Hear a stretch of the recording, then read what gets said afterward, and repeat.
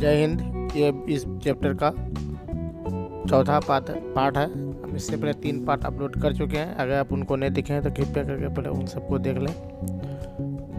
इस वीडियो में जो आपको जितने भी प्रश्न पूछे जाएंगे सारे प्रीवियस ईयर का है। अभी हम लोग का लाइव प्रोसेस यानी जैव प्रक्रम का चैप्टर चल रहा है। जो पहला चैप्टर है पोषण, उसी को हम लोग हल कर रहे हैं। आज सारे के सारे वही प्रश्न लिए जा रहे हैं जो एग्जाम में बार बार पूछे हुए थे कि 2011 में पूछा है, 14 में पूछा है, 21 में पूछा है। तो चलिए हम लोग सारे प्रश्नों को एक एक करके देखते हैं, चलते हैं।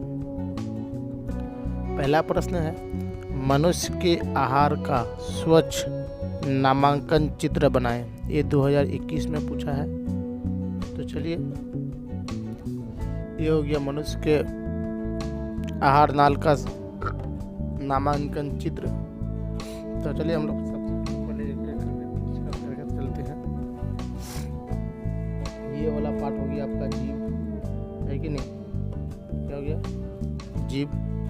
इसके ऊपर जो है ये इसको बोलते हैं हम लोग मुख गुहा। इसके बाद ये वाला हिस्सा हो गया ग्रास नली। ये वाला हिस्सा हो गया आपका ट्रेकिया। यहाँ हो गया आपका ये वाला जो है बड़ा हुआ, इसको बोलते हैं हम लोग डायफ्राम, है कि नहीं? यहाँ से आपका पित्त निकलता है, इसको हम लोग पित्ताशय बोलते हैं। और ये यहाँ से इस नली के द्वारा जो जाता है इसे हम लोग क्या कहते हैं? पित्त नली कहते हैं।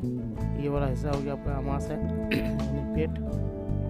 ये वाला हिस्सा हो गया आपका मतलब लीवर। और आपका जो यहाँ ये वाला जो हिस्सा है यानी आमाशय से नीचे इसी जो वाला हिस्सा जो है इसको बोलते हैं हम लोग अग्नाशय। ये आपका हो जाएगा छोटी आंत। उसका ये वाला आपका हो जाएगा बड़ी आंत। और ये हो जाएगा अपेंडिक्स। क्या हो जाएगा? अपेंडिक्स। और सबसे लास्ट में जो है वो है आपका रेक्टम। उम्मीद करते हैं आपको समझ में आ रहा है।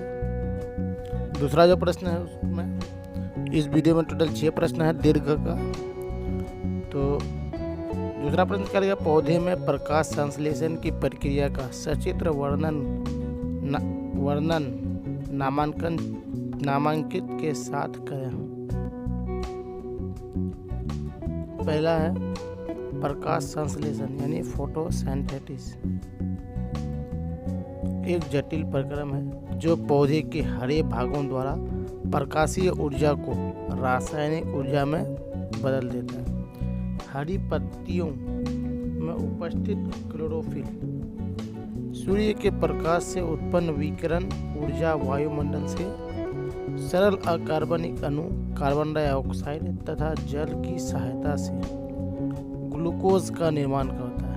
इसका निर्माण होता है ग्लूकोज का। इस क्रिया में अकार्बनिक यौगिक से कार्बनिक यौगिक ग्लूकोज C6H12O6 का निर्माण होता है। आपको ग्लूकोज का सूत्र याद रखिएगा। संपूर्ण प्रकाश संश्लेषण की अभिक्रिया निम्न समीकरण द्वारा दर्शाते हैं। समीकरण क्या है? 6CO2 यानी इसको हम लोग बोलेंगे कार्बन डाइऑक्साइड का 6, 12H2O यानी जल का 12वां हिस्सा, सूर्य का प्रकाश जो क्लोरोफिल के साथ मिलता है, C6H12O6 यानी ग्लूकोज प्लस 6O2 यानी ऑक्सीजन, 6H2O जल। इस प्रकार प्रकाश संश्लेषण से हरे पौधे स्वयं भोजन बनाते हैं तथा स्वपोषित कहलाते हैं। जैसे यहाँ दिखाया गया है इस अभिक्रिया के द्वारा। तो आप देखिएगा,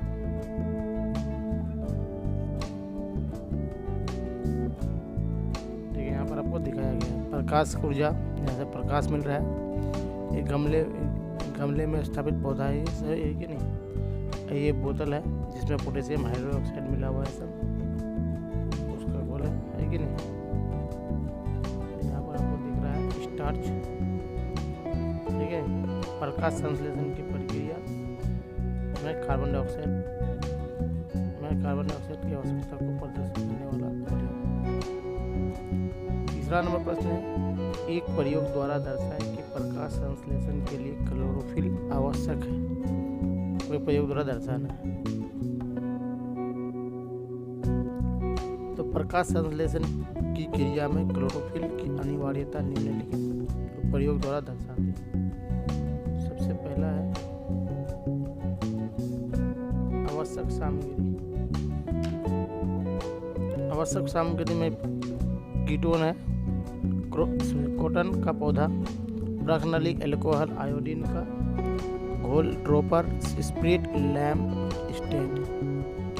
प्रयोग में क्या है, गमले में लगे क्रोटोन के पौधे को लेते हैं जिसकी पत्तियां आंशिक रूप से हरी और आंशिक रूप से सफेद होती है।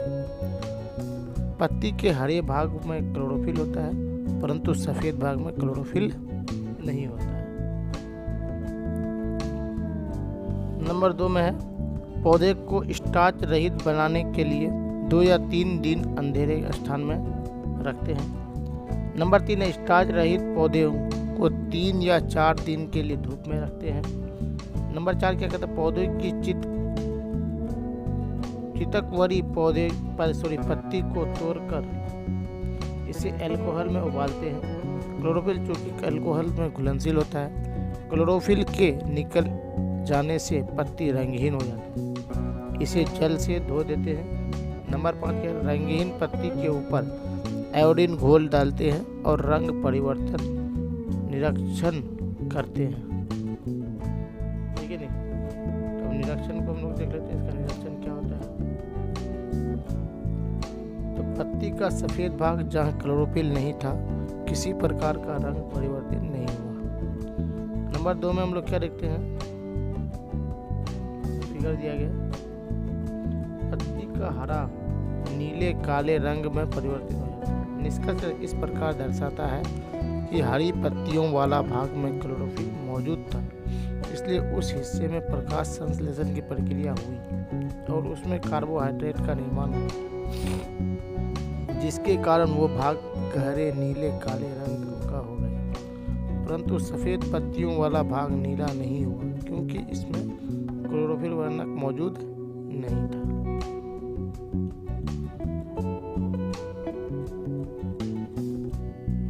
है कि नहीं, ये आपको दिखाया यहाँ पर सफ़ेद वाला भाग, ये हरा वाला भाग आपको दिख रहा है कि नहीं। उसके कोलियस का पत्ता भी दिख रहा है आपको, ये पत्ता है जो कोलियस का, ये वाटर है, इधर अल्कोहल में घुला हुआ है, ये सब वाटर है, इधर अल्कोहल, ये पोटेशियम आयोडीन का घोल। उसके पत्ती का हरा भाग नीला रंग में परिवर्तित है। तो प्रकाश संश्लेषण प्रक्रिया के दौरान क्लोरोफिल की आवश्यकता को प्रदर्शित करने वाला ये प्रयोग था। ठीक है नहीं, उम्मीद करते हैं आपको क्वेश्चन समझ में आ रहा है।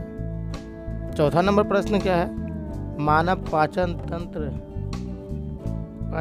का नामांकन चित्र बनाकर पाचन क्रिया को समझाएं। ये देखिए 2014, 18, 19 में पूछा।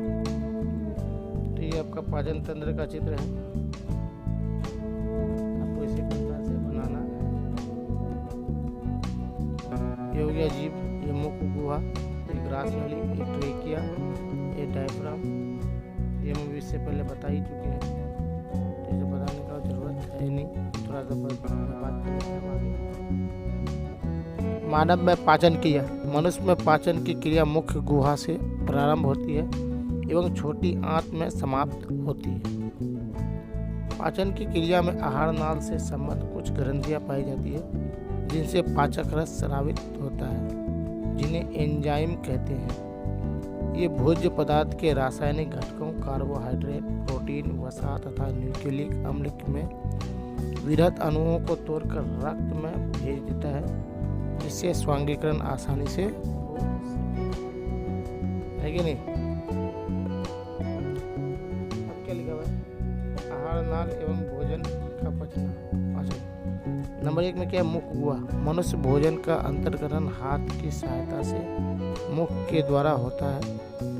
3 जोड़ी लार ग्रंथियां मुख गुहा में खुलती है, जिनके द्वारा लार सलाइवा स्रावित होता है। लार में उपस्थित एंजाइम टाइलिन स्टार्च को माल्टोस में बदल देता है। स्टार्च प्लस टाइलिन मिलकर क्या बनता है, माल्टोस। आमाशय क्या करता है, भोजन ग्रासनली से होते हुए कर्मानुकुंचन गति से आमाशय में पहुंचता है। उसके बाद आमाशय में जठर ग्रंथि पाया जाता है, जिससे जठर रस स्रावित होता है। गैस्ट्रिक रस में हाइड्रोकार्बोनिक अम्ल म्यूकस एवं पेप्सिन नामक एंजाइम पाए जाते हैं। पेप्सिनोजेन, इससे पेप्सिन प्लस निष्क्रिय डाइपेप्टाइड होती है।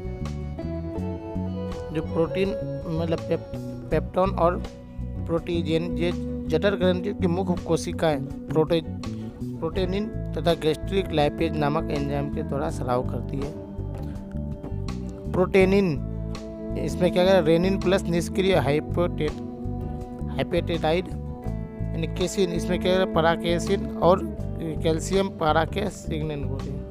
पेप्टोन प्रोटीएजिड ठोस दही अमाशय में भोजन काइम में परिवर्तित हो जाती है, जिसका स्वरूप गहरे लेई की तरह हो जाता है। उसके बाद भोजन खामोशता छोटी आंत में के दीवार से स्रावित होने वाले एंजाइम को आंतरस कहते हैं। आंतरस में उपस्थित एंजाइम के द्वारा भोजन का पाचन अंतिम रूप में होता है। इसमें पेप्टाइड्स पाया जाता है, जिसमें एमिनो अम्लों को करता है, मोल्टोस ग्लूकोज को पाया जाता है और लैक्टोज ग्लूकोज प्लस लैक्टोज को करता है। इस प्रकार भोजन सरल एवं अवशोषित होने लायक अणुओं का विघटित हो जाता है।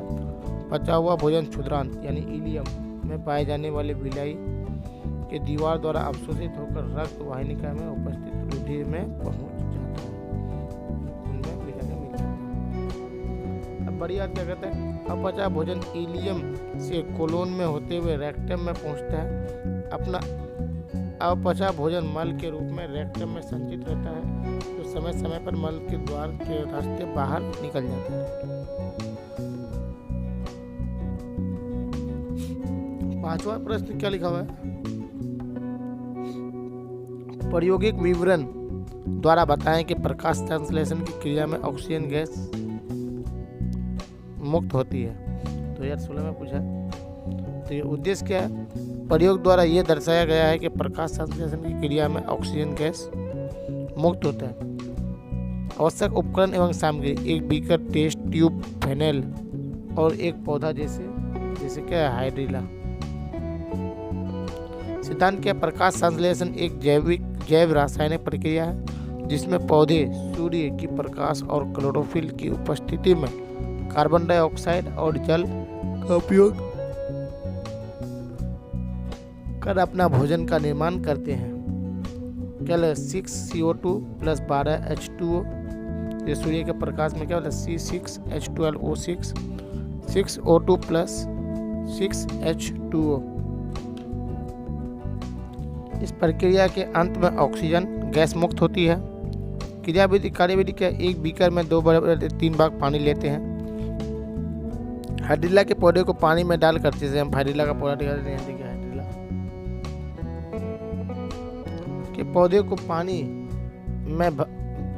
पानी में डालकर उसमें फेनेल से ढक देते हैं। एक टेस्ट ट्यूब में पानी भरकर उसे फेनेल के ऊपर उल्टा रख देते हैं। चौथा नंबर क्या करेंगे, पूरे उपकरण को सूर्य की रोशनी में रख देंगे।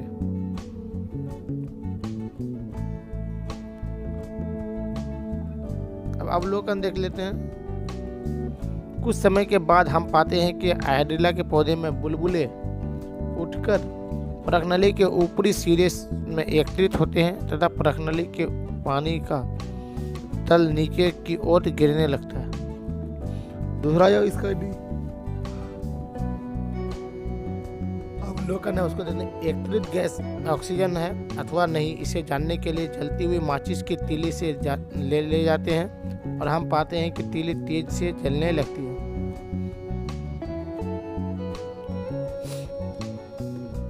निष्कर्ष क्या होता है, अतः हम यह कह सकते हैं कि एकत्रित गैस ऑक्सीजन O2 है, ये सूर्य के प्रकाश निकलता है यहाँ से, ऑक्सीजन टेस्ट ट्यूब दिया हुआ है आपका। अतः प्रकाश संश्लेषण की क्रिया ऑक्सीजन गैस से मुक्त होती है, ये हम आपको दिखा दिए। चलिए इस वीडियो का अंतिम प्रश्न तो 6वां नंबर प्रश्न, अमीबा में पोषण प्रक्रिया को प्रक्रिया को चित्र के साथ समझाइए।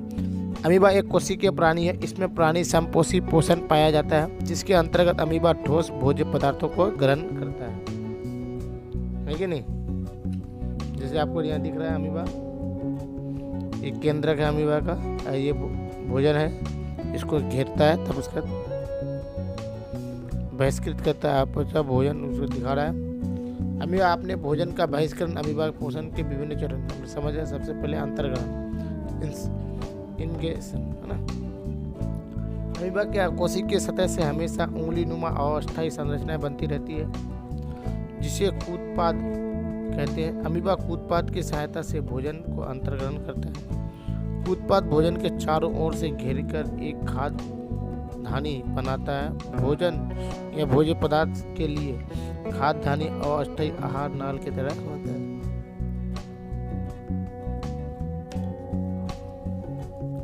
दूसरा है इसका पाचन डाइजेशन। कोशिका द्रव्य में उपस्थित पाचन एंजाइम खाद्य धानी में प्रवेश करते हैं। एंजाइम की सहायता से भोजन छोटे छोटे घुलनशील अणुओं से टूटते हैं। अवशोषण क्या होता है? पचा हुआ भोजन रिक्तिका से कोशिका में द्रव्य में विसरित होता है। ये क्रिया अवशोषण कहलाता है। उसके बाद क्या होता है? स्वांगीकरण। स्वांगीकरण में क्या होगा? कोशिका द्रव्य में अवशोषित भोजन का उपयोग ऊर्जा प्राप्ति, नए जीव द्रव्य के निर्माण या कोशिका की वृद्धि में किया जाता है, जिसे स्वांगीकरण कहते हैं। बहिष्करण रिक्तिका घूमते घूमते कोशिका की सतह से चिपक कर फट जाते हैं, तब अनपचा भोजन कोशिका से बाहर निकल जाता है। इस प्रकार अमीबा में पोषण की प्रक्रिया संपन्न होती है। उम्मीद करते हैं आपको वीडियो पसंद आया। तो हम आज के लिए इतना ही, मिलते हैं नेक्स्ट वीडियो में। तब तक के लिए जय हिंद।